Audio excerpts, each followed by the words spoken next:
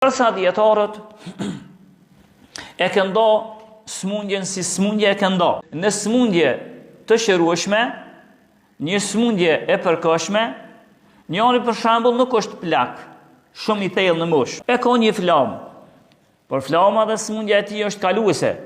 Qysh nifet zakonisht ajo është kaluese. Personat e tillë, qofshin gra apo burra, duhet me bë kaza. Shpagimi i tyre është me bë kaza, agjeru mas Ramazanit. Nëse një 4-5 ditë gjatë muajit të Ramazanit s'ka mujt me agjeru, e mas Ramazanit që ato ditë që i kanë hupur duhet me i bë kaza. Kjo është smundja e parë.